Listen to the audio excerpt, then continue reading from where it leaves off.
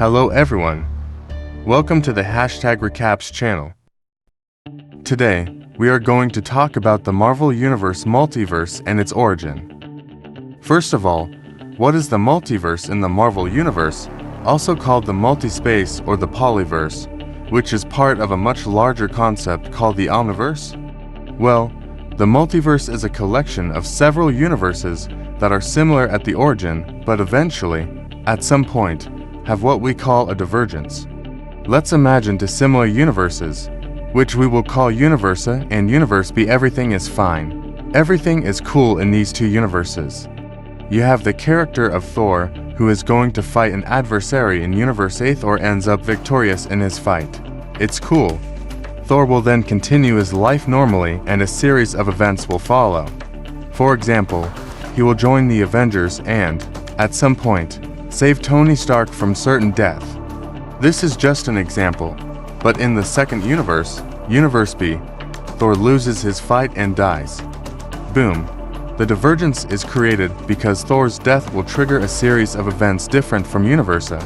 Since Thor is no longer there, this absence will change everything. For example, if he is dead, it means he will not join the Avengers and will not be able to save peoples. A simple divergence can create a universe different from another.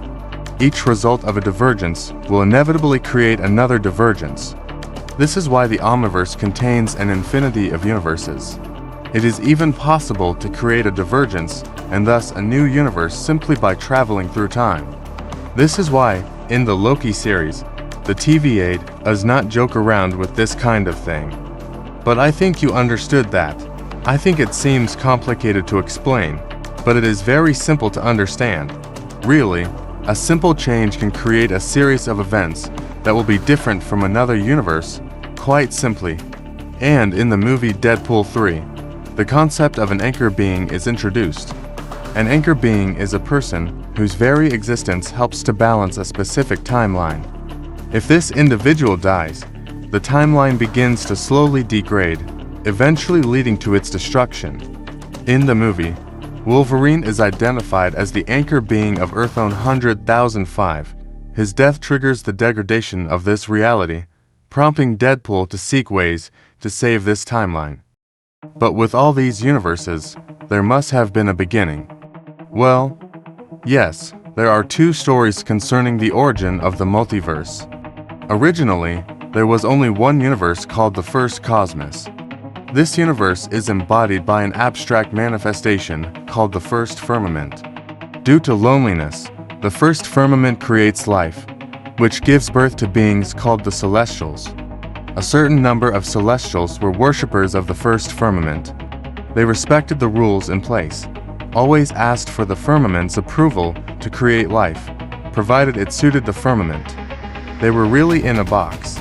This adoration and respect led the firmament to name this group of Celestials the Aspirants. The problem is that there are other Celestials called the Multicolors.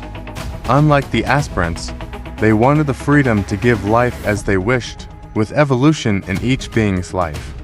Above all, they wanted the universe to grow while giving it the concept of evolution, with the finality of death, to then restart the cycle properly, and so on. Basically, the cycle of life. One thing, of course, that did not please the firmament at all, who wanted to control everything. So, because of these differences of opinion between the multicolored rebels and the aspirants who serve the firmament, a celestial war breaks out.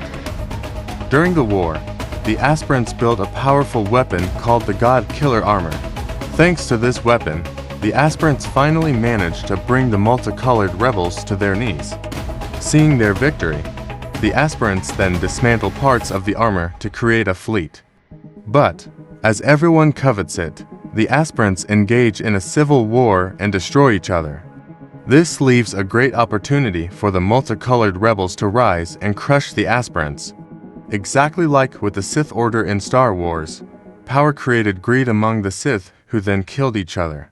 The Jedi just took advantage of the situation to destroy the Sith and win the war. This is exactly what happened with the Celestial War. As you might guess, the multicolored celestials finally emerge victorious from this war. They take advantage of this victory to rename themselves simply the Celestials. But because of the weapons used by the rebels during the war, the First Firmament, a spectator of all this, breaks into several pieces. Seeing the defeat of his subjects, the Firmament decides to exile himself with the remaining aspirants to a place called the point farthest from life and death. But the broken pieces of the First Firmament left behind will reform and give birth to hundreds of different universes. It is at this moment that the first cosmos comes to an end and gives birth to the second cosmos, accompanied especially by the creation of the very first multiverse. There is a second story concerning the origin of the multiverse, much shorter. Originally, there was the first cosmos embodied by a cosmic being called Nemesis. Nemesis creates life, but not knowing good and evil, she does not influence her creations. The problem is that her creations unfortunately become evil. Dissatisfied with her creations, Nemesis decides to destroy everything and, due to this loneliness, ends her life. Her death causes the creation of universes and thus the multiverse, but also the Infinity Stones. I am still less of a fan of this story. I really prefer the Celestial War. Thank you all for watching this video. I hope you enjoyed it. Don't forget to subscribe to the channel to not miss any upcoming videos.